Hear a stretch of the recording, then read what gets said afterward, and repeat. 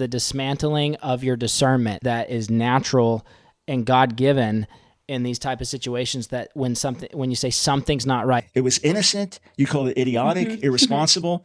Everything is a little twisted, turned around to the point where we're not sure what reality is anymore. Dismantling tactics are basically to make you not even trust yourself. So this is the wildest dismantling of reality that I have seen on a public stage. A few times when she walked away from my desk, I gave her a backhanded swat on her behind. He admitted that finally after not for a while. A long time. But only by following up with it saying it was not sexual. I never, ever for a split second had sexual thoughts, intentions towards her. I never looked at her in any way other than just like a spiritual daughter. It was innocent. It was innocent. You call it idiotic, irresponsible. It was innocent. I do not believe that whoever that other pastor was thinks that. He I do not believe that that he doesn't believe us. Yeah, well, I don't believe you. Look at me. I'm looking I at don't the camera. believe that if your 20-year-old daughter came home and said Landon Shot smacked me on the butt, but it was just fatherly. I with my daughter this. I with my daughter this. This is the kind of conversations. He's changed the conversation. She was never his daughter. As a mom, if that happened to my 20-year-old daughter, I would be up there, and you could not tell me, just like you can't tell me right now, there is nothing you can say that can convince me that a 40-year-old man smacking his 20-year-old assistant on the butt was not sexual. I don't believe they actually believe that, but because they can't stand what we're doing, they cannot handle us being right about anything. They cannot handle, because they want to paint us as demonic. They want to paint all the podcasters as demonic and wrong and an agent of Satan and accuser of the brethren, all these things. So they can't agree with anything that we say. So they are going to swing the pendulum so far that they're going to say that a pastor can smack their 20-year-old assistant on the butt, and it's unwise, but that's all it is. It's not sexual. They look like fools for saying it, and they're honestly, they are partnering with a lie. Wake up and win. Wake up and win. What's up, guys? Welcome back to another episode of the Wake Up and Win podcast. We're your host, Blaise. And Christina. Good to see you guys today. Hope everyone's doing well. We're back with another book club episode on Something's Not Right, Chapter 3. That's right. What's the name of Chapter 3? Dismantling Your Internal World. Sounds terrible. It's pretty intense, but... So let's hit a couple of comments from the comment section from the last couple weeks. Yeah, we forgot to do comments last week, so yeah, I have a couple extra this time. Okay. This one's from Courage Dear Heart. She said, we got this book and my husband is reading it out loud. He really hasn't been up to speed with all the things that are happening, and he was amazed that this book was written as many years ago as it was. Okay, next comment. Renee said, I enjoy listening to your content, but please practice not talking over each other. What? Hold on. What did she say? I enjoy listening to... Oh, sorry, you first. Please practice not talking over each other. It becomes very difficult to focus. All right, let's practice. All right, we'll practice. Oh, you first. We'll practice. Yeah. How do you practice that? I think just your everyday life, not like interrupting each other. You ever. all the time, like I am doing. Listen, y'all. If you've been here for a minute, you know that if I don't interrupt, I won't get to say anything. Hey. I won't get to say anything at all. Come on now. It's my only way to get something in. So I'm sorry. It's probably annoying. I don't know what to tell you. We'll work on it. But we've been working on this for 10 years. Yeah, almost 11 years. Would you just let me get this sentence out real quick? Okay, let's see. Patricia said, narcissists want to create in you a sense of indebtedness. That's why they flood you with praise, gifts, help of any kind, understanding, support, and so on. That indebtedness becomes a hook in your life that forces you to comply to whatever they say every time.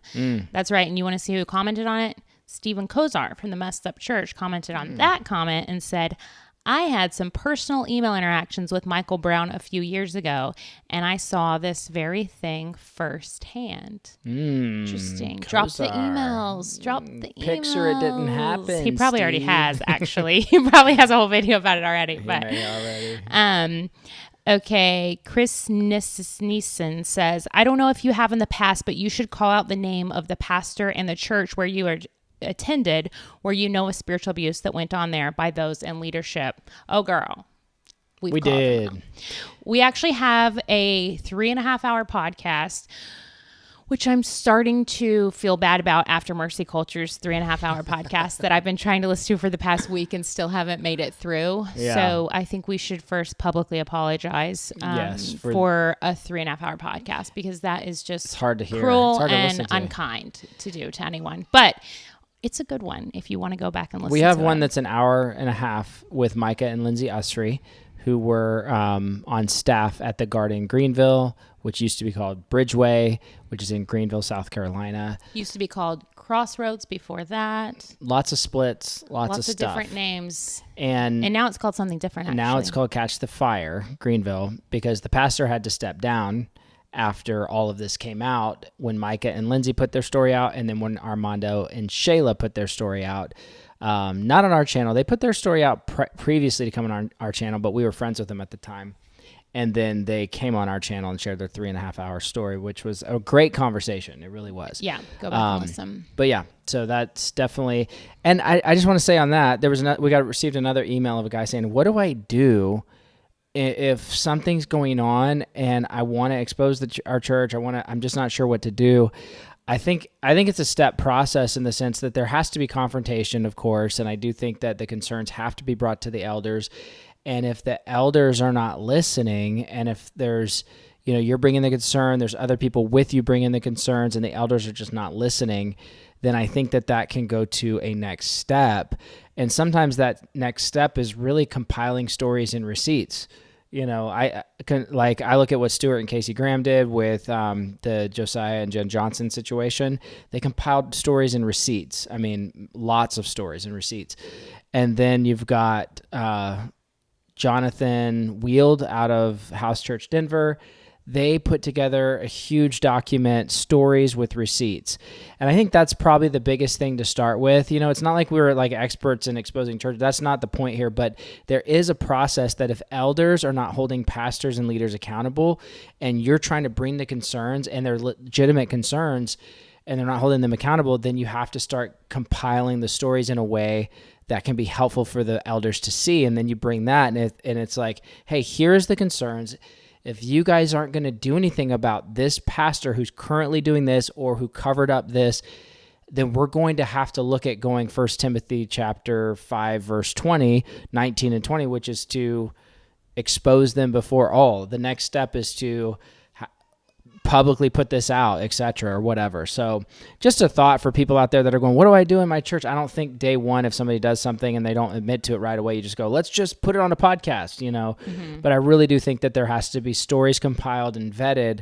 And then, it's helpful to talk to other people within the community to find out who this is happening to. And then there's strength in numbers. It's not mob culture at all, but it's literally confronting the elders with stories of victims like this. So right. Yeah. Anyway. Yeah, no, I think that's true, because nobody wants to believe that about their pastor or somebody they look up to. Like that's a hard pill to swallow. It surely is. But if you have a handful of people in your community, which that's not always possible depending on what the accusation is. Yeah. But if it's like decades of spiritual abuse and you have, if it's worse in the sense of like all abuse is bad, but if it's criminal, if it's SA, then those type of things need to go to law enforcement. It's like, sadly, the days of internal investigations, I don't say sadly, I just say internal investigations never work out in the favor of the victim, never work out to truly bring any justice. And even third-party investigations these days elders just demonize third-party groups once they come out with their, like I was just talking to Ray Curry today, Ray Curry Jr. from the Unction, and we were talking about how a church, a PCA church, I guess, Presbyterian church, after they got Guideposts to come in, they did the same thing that Brown's doing. They looked at the report, and then this Reformed church said, the devil's using this investigator to make our church look bad. And they're like, no, it's a third party just looking at things from an objective point of view. But I think especially in the case of SA, you've got to take these things to law enforcement. I mean, these things are criminal in a lot of situations. And so anyway, any more comments, or you want to dive right into? Well, I've got one good one. Let me at least read a good one. All right, go for it. Yeah. You guys have become like a baseline or an oasis of sanity during these times. No joke and no exaggeration. Thank you. I thought that was nice. Awesome.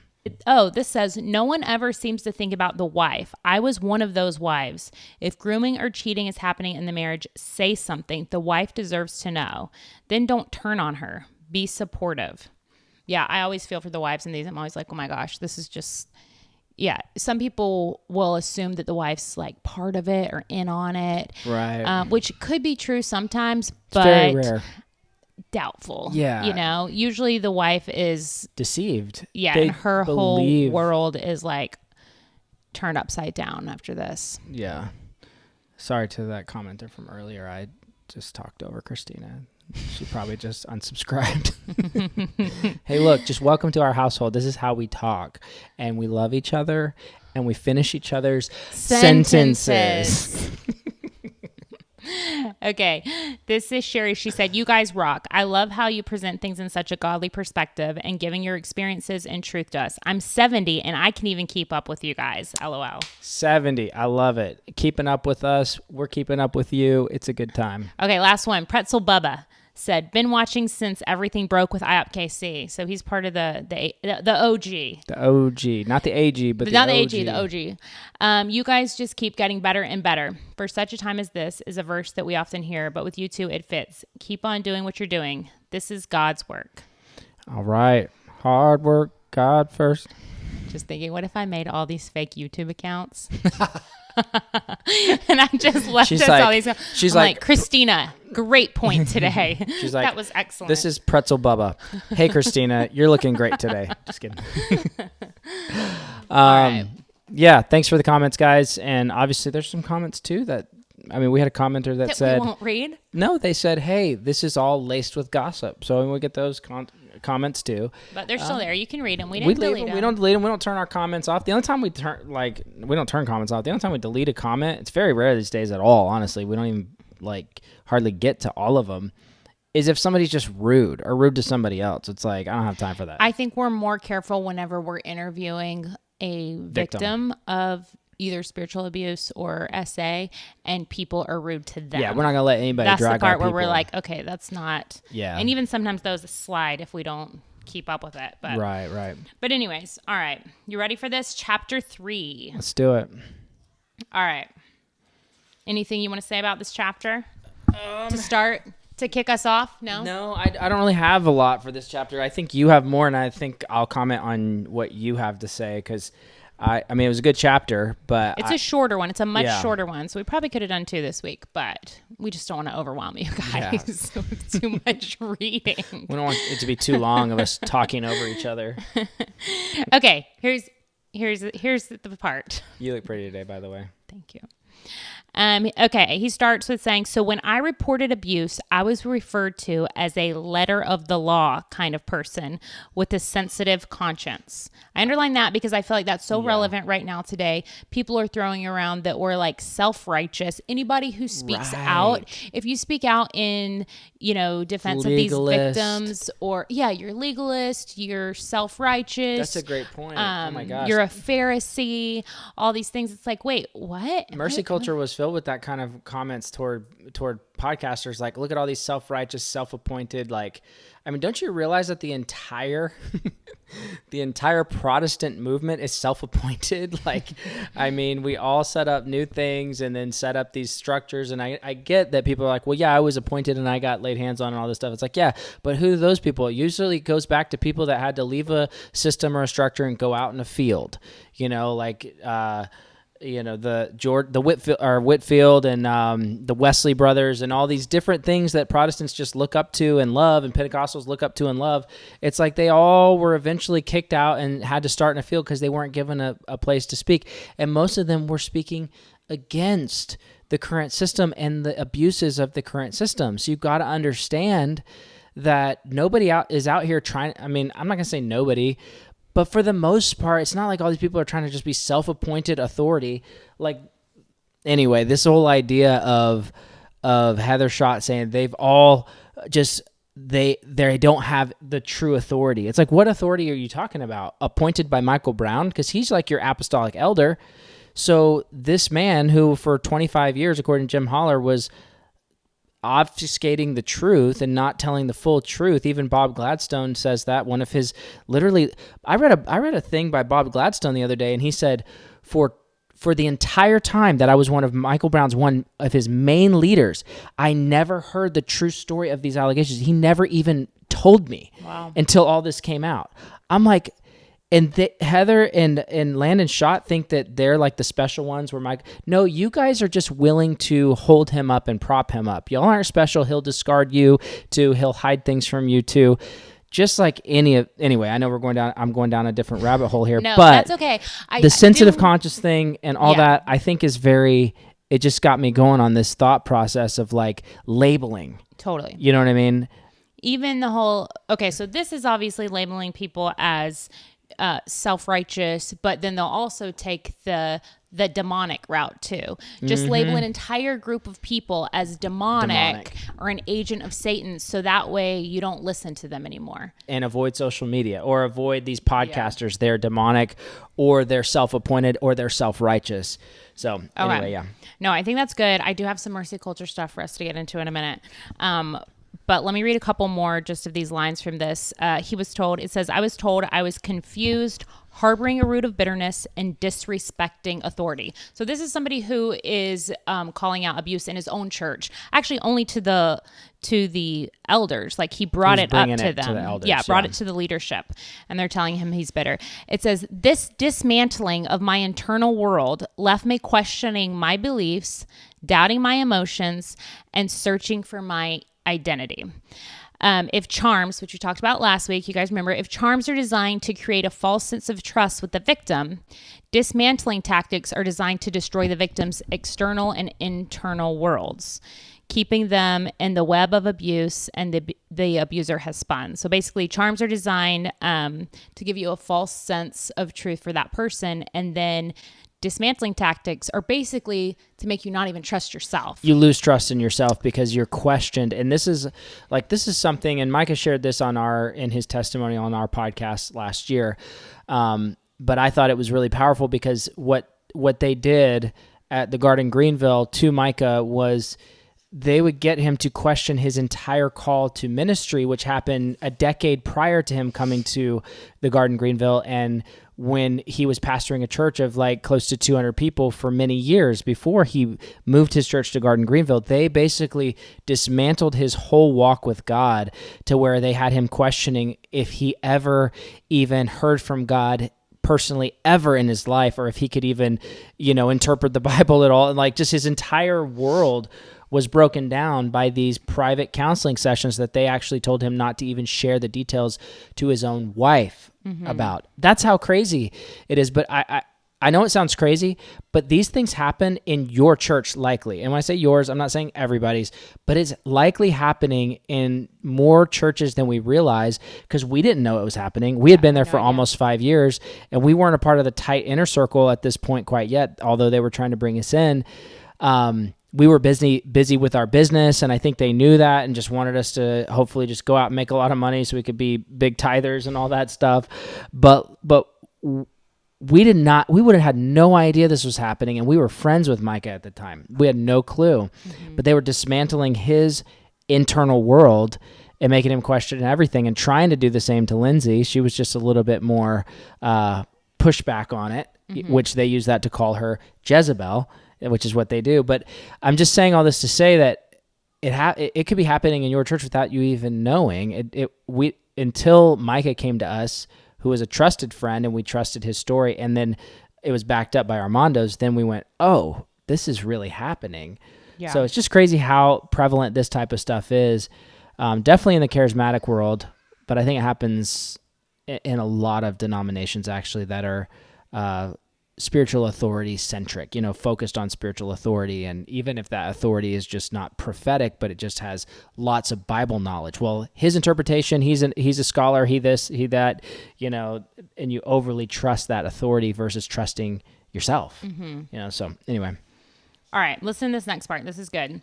Trauma expert Diane Langberg points out that the word trauma comes from the root tra, meaning to turn, twist, or pierce. Isn't that exactly how it feels when an abuser dismantles our inner world? Everything is a little twisted, turned around to the point where we're not sure what reality is anymore. By getting us to distrust our own minds, the abuser bends trust away from what is trustworthy and towards the abuser. Okay, are you ready for my example? I was born ready. Okay, so talk about getting people to question things and not trust their own instinct. Mercy Culture did a 3.5-hour podcast where they allowed Dr. Brown to sit there, and he finally admitted that he smacked Sarah on the butt. A few times when she walked away from my desk, I gave her a backhanded swat on her behind. So he admitted that finally after not for a while. A long time. He admitted it, but only by following up with it saying it was not sexual. I never, ever for a split second had sexual thoughts, intentions towards her. I never looked at her in any way other than just like a spiritual daughter. It was innocent. It was innocent. You call it idiotic, irresponsible. It was innocent. A few times when she walked away from my desk, I gave her a backhanded swat on her behind. So this is the wildest dismantling of reality that I have seen on a public stage, having pastors sitting around you and nodding their head like that makes some sort of sense. Whereas we're saying we've got a 40-year-old man, a pastor, her boss, her spiritual authority, her spiritual father, who smacked his 20-year-old secretary and student at his school on the butt. And we're supposed to think that's not sexual? A few times when she walked away from my desk, I gave her a backhanded swat on her behind. You want us to believe that's not sexual, that in some world, 40-year-old men do that to 20-year-old secretaries with it being innocent? It was innocent. That's not a thing. That's not a thing, exist. you guys. It makes zero sense.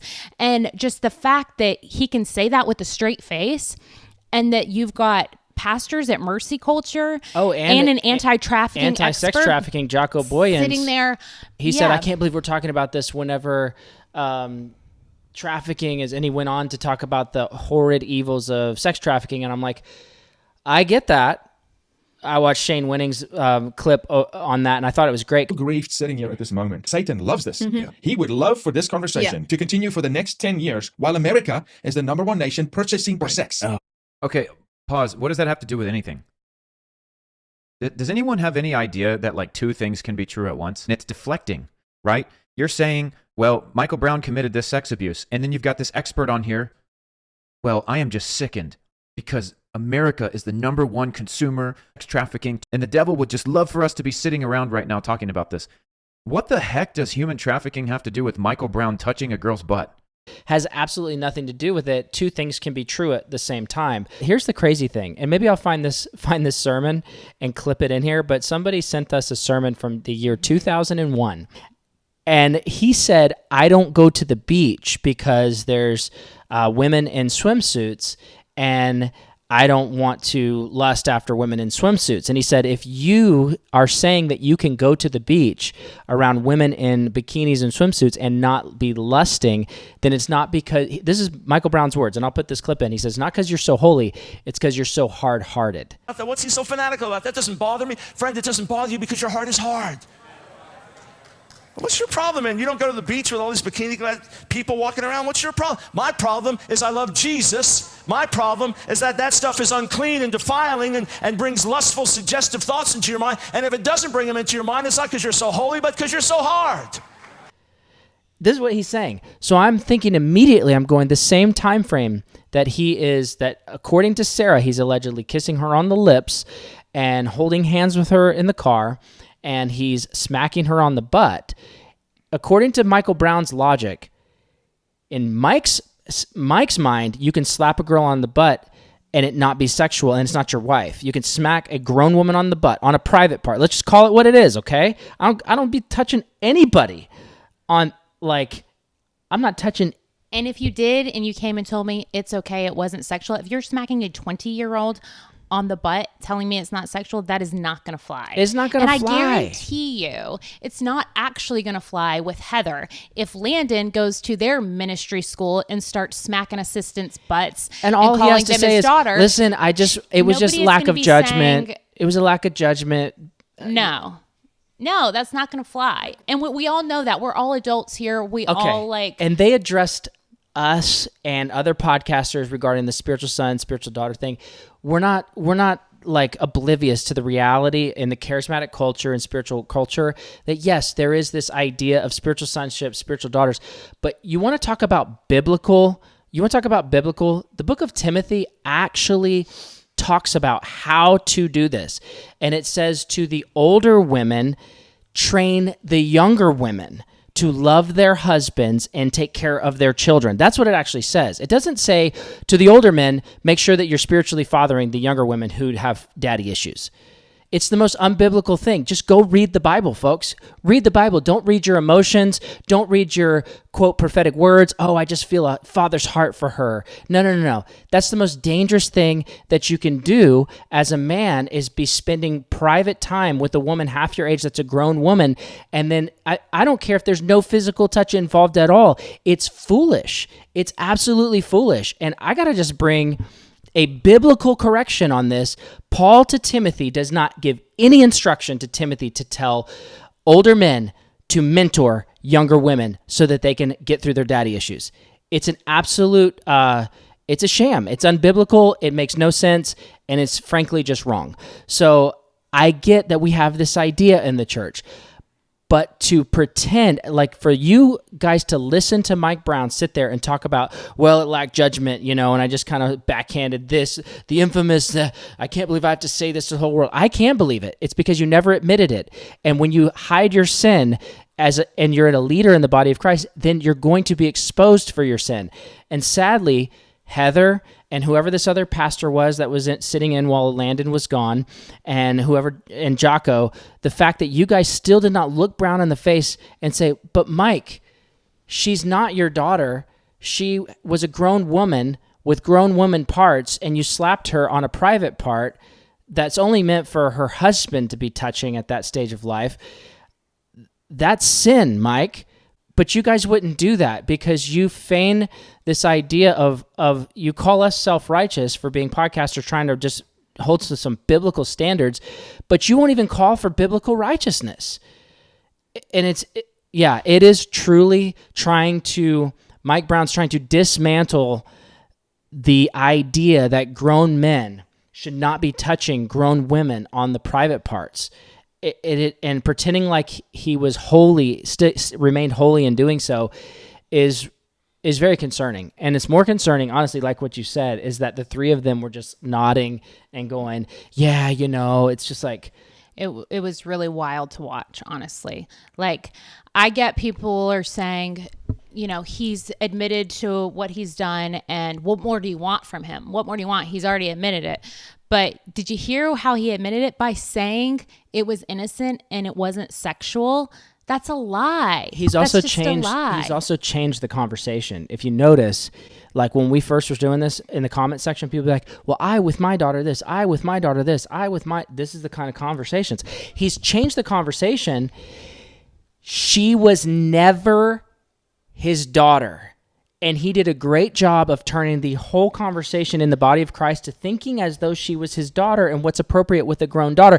That's not part of the conversation. We're not actually talking about what this pastor does to his 15-year-old daughter. And that was the if part. He kisses her on the head or, what it does. That's not the conversation at all. That was the stupidest part of the entire interview, was the other pastor being like, oh, I have a daughter and I did this and now I'm scared. It's like, Are you seriously pretending like Sarah was his daughter? Even if you want to say spiritual father, spiritual daughter, you know that she was not his daughter. So what you do with your daughter has literally nothing to do with what he did to Sarah. Nothing. It's a completely separate conversation, and we're not having that conversation because it's not even in the ballpark.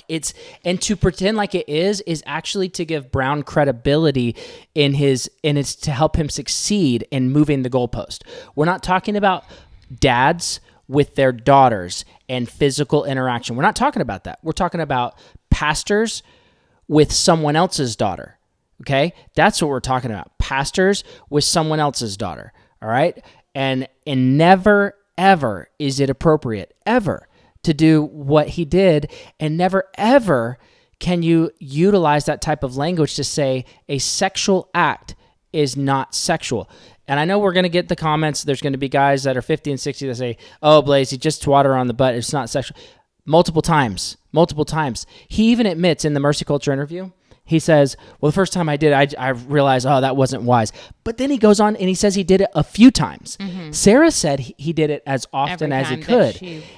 And so that pastor says, she said that you did it as often as you could after that. He says, no, the first time I thought that's not wise, but then I might have done it a few times. And the backhanded, give her a swipe on the rear. I said, yeah, that's true. It happened. So the narrative is that you would backhand her on the rear as often as possible. No. And I wasn't trying to set anything up. I wasn't going. It happened a few times. And again, I remember the first time saying that was stupid, but then I was just stupid enough to do it a few more times, And again, she was affectionate. I was friendly. Stupid. Wrong. Get it.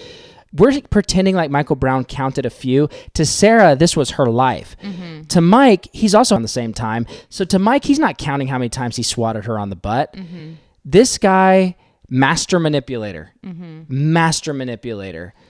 Yeah. So it's terrible anyways, but the dangerous part of it for Mercy Culture is trying to normalize it and trying to, especially when they have a school, they have a school of young 20-year-olds there, and just trying to like train you not just to silence the victim, but then to train all of us to not notice it as like a red flag. Yeah. They don't want you to see that as a red flag, and I don't understand why. It's very, very odd.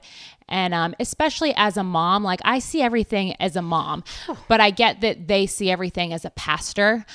So to them, it's like they would be on the other end of it. But I'm just saying, as a mom, if that happened to my 20-year-old daughter, I would be up there, and you could not tell me, just like you can't tell me right now, there is nothing you can say that can convince me that a 40-year-old man smacking his 20-year-old assistant on the butt was not sexual. Unless episode 2 is a confession titled Michael Brown is into men, then we're not buying the it was not sexual line. It's just, it's not going to work. And I mean, it's not on my bingo card, but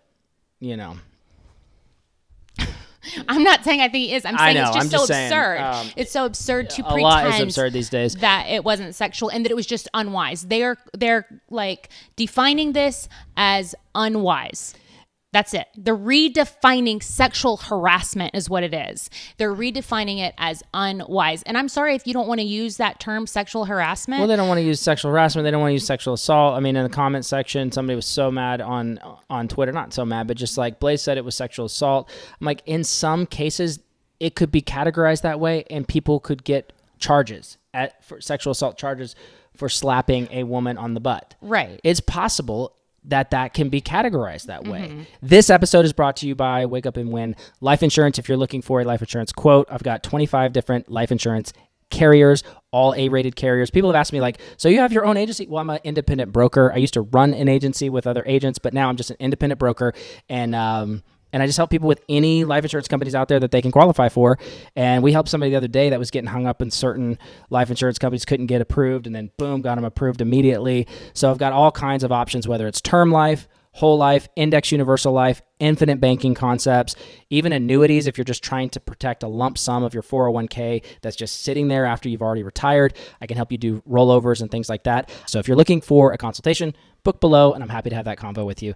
Any unwanted, especially if it's not just a touch, but a hit. I mean, anyway. If I'm going to go to church somewhere, or if I'm going to have my daughter go to church somewhere or go to any kind of ministry school, I want her to be in an environment that acknowledges that. that says, yes, this is wrong. Not just this is unwise, but this is wrong. Nobody's allowed to touch you. Yeah, mercy culture minimizes what happened between Brown and Monk so that they can maximize the worst case scenarios of trafficking, but you don't understand that it all is a part of the same process. It's all a part of the same deal in the sense that, yes, there's more criminal aspects to certain things and more major aspects, but if you minimize these, what you would look at as smaller things, then you're just opening the door for compromise for married men against single women that came to be educated and encouraged not to be swatted on the butt, whether it's backhanded or fronthand. It really doesn't matter. Yeah, and I think this dismantling of people's self, and really the best way I can think of it, because we could sit on this point, because it's a really good, but it's a really good point. It's a really good thing to hold on to, because dismantling to get you not to trust yourself. It happened at Daystar. It happened at Daystar with Susie, with what she noticed about her own daughter when Pete would walk in the room. She crumbled under the table. And Susie watched this. There's things as a mother that you know, that the world can say what they want to say, but there's things as a mother that you know there's something happening here. Something's not right. Not only that, but the following up the stairs to the changing room at the beach house, all the infamous stories, there's something not right. But instead, the spiritual community, which happened to be her family, first Joni said, God told me Pete's innocent. Marcus said, hallelujah, then he's innocent. Boom, dismantling your discernment about your own daughter. When they said, we want your daughter to get pictures, but you can't be there. Remember that whole story too? It's all these things, but it's dismantling your discernment as a mother, dismantling your role as a mother and as the father, with spiritualizing something and pretending like you're crazy because you're noticing something that doesn't exist. But really, you notice something that exists.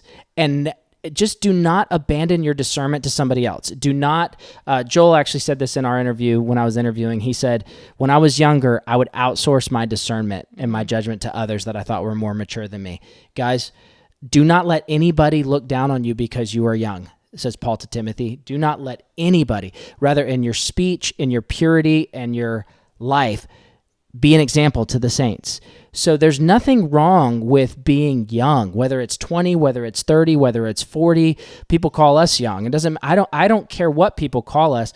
Example in speech and purity in life and in doctrine. I mean, that's the path, the narrow road we want to stay on.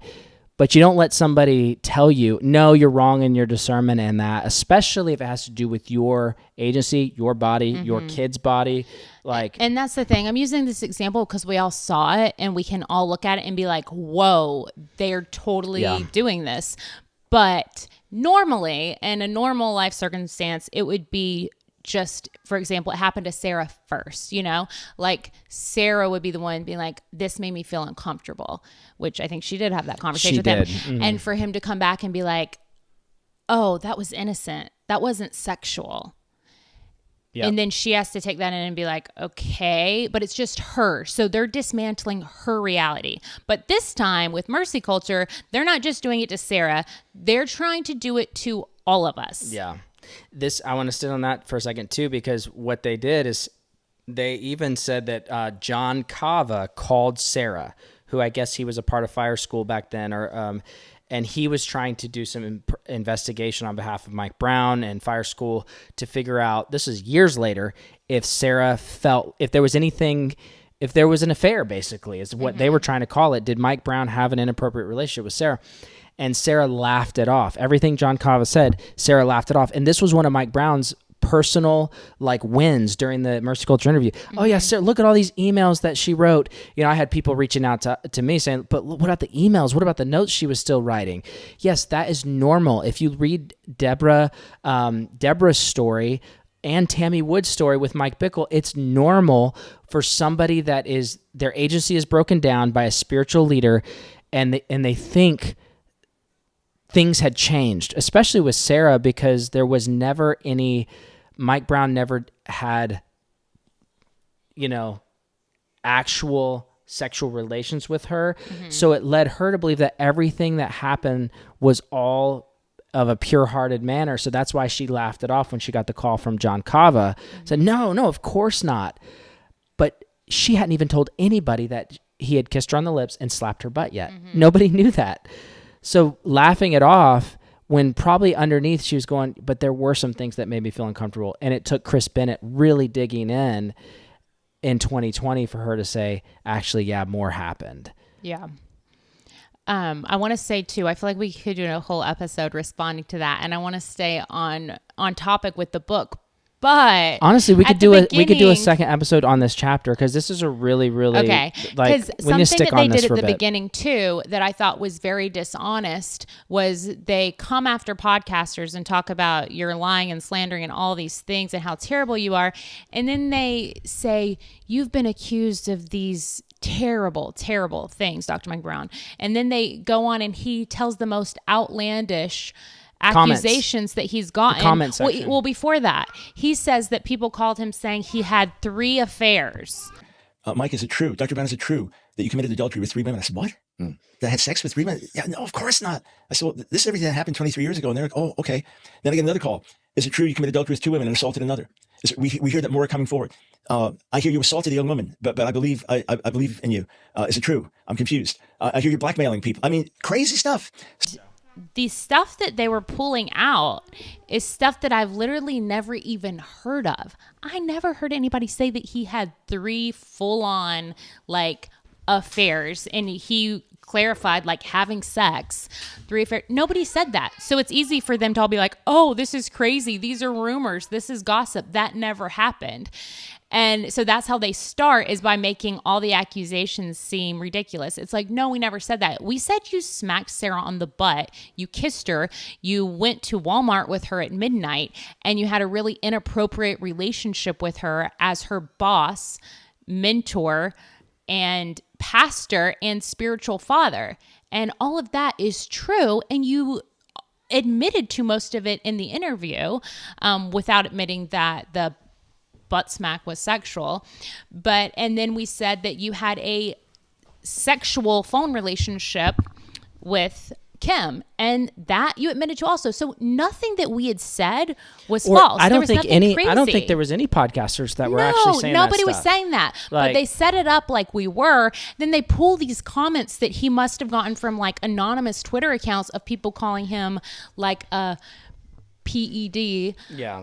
Lots of crazy stuff. Lots of stuff like that, which we've never said. So back to the topic at hand, and we'll probably shut this one down soon, just because we're mainly talking about from chapter 2 of Something's Not Right, or sorry, chapter 3, and we're talking about dismantling. And I think this episode in some ways is the dismantling of your discernment. It's the dismantling of your self-governance and discernment that is natural and God-given in these type of situations, that when you say something's not right, oh, well, you just have a sensitive conscience, brother. Oh, you're just being a little too legalistic.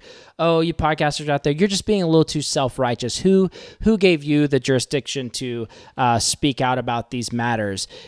Guys, I don't care if you have 1 follower. You're allowed to tell the truth, especially when elders in the body of Christ aren't. You're allowed to. And when elders abdicate their role, God has to raise up people that are no names, that are nothing compared to your authority. It's like we could care less about titles and all this stuff. They want to delegitimize anybody that's not under their authority. I was told recently, I can't remember who it was, they were talking about mercy culture, and they said mercy culture now has their own network of churches that are under them. Mm-hmm. And so where did they get their authority from? Well, one of their, Mike Brown, but also Robert Morris. Yeah. Robert Morris in Gateway was their overseer for a while. Yeah, you're right. So anyway, it's all pretty messy, but I just would say, and I'll give you the last word here, but unless you want to talk over me. I would love to, actually. I'll go ahead. So what I'll say is that, no, but I did have a thought, and I'm kind of processing externally, so we can edit this if need be. But I'm thinking about that podcast. I will. It'll take me 4 hours to edit. I'll edit it. the way they were talking about this, I have to go back to the butt smack not being sexual. I do not believe that Heather Schott thinks that. I do not believe that whoever that other pastor was thinks that. I do not believe that Jackie doesn't believe us. Yeah, well, I don't believe you. Look at me. I'm looking at the camera. I don't believe that if your 20-year-old daughter came home and said Landon Schott smacked me on the butt, but it was just fatherly, I do not believe you would be okay with that. Out and if you of are that church okay with unless it, your income's then, just so good and so cush that you just. Yeah. But here's the thing. Here's the thing that makes it all so messy is I don't believe they actually believe that, but because they can't stand what we're doing, they cannot handle us being right about anything. They cannot handle, because they want to paint us as demonic. They want to paint all the podcasters as demonic and wrong and an agent of Satan and accuser of the brethren, all these things. So they can't agree with anything that we say. So they are going to swing the pendulum so far that they're going to say that a pastor can smack their 20-year-old assistant on the butt, and it's unwise, but that's all it is. It's not sexual. They're going to make themselves look like, they're going to make themselves and that's look not like self-righteous. Fools. They look like fools for saying it, and they are partnering with a lie. If anybody's partnering with a lie, it's the pastors sitting around saying that that's not sexual. Yeah. So Paul to Timothy. Okay, you guys want to talk about self-righteousness or legalism? Let's just quote scripture. Paul to Timothy, he says, "Treat the older women as mothers, and treat the younger women as sisters with absolute purity." Hold up. Paul to Timothy does not say treat the younger women as daughters and treat them like spiritual daughters and give them hugs and kisses on the forehead and give them little pats on the booty when they walk out the door. No. He says treat the younger women as sisters with absolute purity. That's the scripture, with absolute purity. Brown sinned against Sarah Monk by touching her butt. It was absolutely inappropriate by holding her hand. That's what married people do. That's what dating people do. There is no daddy-daughter there. I don't care if he groomed her to get her to call him dad. I saw a thing by Steve Brimmer the other day. It was a closed group. Actually, it was a what was it called? I didn't what see am I thinking? it. A screenshot? No, a poll. It was a poll saying with a bunch of grads, BRSM and fire student grads, what's the percentage that he said that we called people dad? And it was a super low percentage. They wanted to make it out like everyone called. They had all these letters. I'll screenshot it up, but it's a very low percentage, and everybody's like, no, that's not how things were. People aren't calling him dad everywhere he goes. And so it's mind blowing that they treat it like that, because it's just not real. I was around, I was in Bible school and in Christian ministry starting in 2001, which is around the exact same time that all this went down. So I was 18, and we came from we came from the ORU campus. I didn't go to Oral Roberts, but I went to Teen Mania, and that all branched off from Oral Roberts. And I was there for like 7 years, and nobody was calling anybody dad out there. That just wasn't happening anywhere. Yeah. Even when I was at IHOP at 30 and 31, I wasn't asking to, or 29, whatever. It's just weird. And I wasn't calling anybody dad or like that. I understood the concept of spiritual fathers that you look up to, but I wasn't calling them father or dad. And I knew nobody that was doing that anywhere. And anybody that was physical touch with a younger woman, like red flags immediately. Red flags immediately. I mean, we've heard some unfortunate stories after coming out of IHOP. We've had people reach out and tell us their stories of different individuals that touch them in certain ways, not even trying that aren't overtly sexual, but just touches on the face and just weird things where you're like, that's not like, if I saw somebody doing that, I would lose respect for them immediately. Any dude that's a pastor, spiritual leader, I saw somebody doing that, my level of respect immediately goes down, and I'm out. I'm getting my kids out of here. I'm getting my wife out of here, because if he'll do that to her, then he'll do that to her. He'll try. He wouldn't get far. Or he'll do that to my daughters. Or and so you will not dismantle our discernment by propping up Michael Brown and saying, wow, he's so humble. And just because he can cry while he's having to tell about swatting the butt, yeah, I'd be crying too if I had done that and had to tell the whole world about it. Like, yeah. But that doesn't mean that it was pure. It was absolutely impure.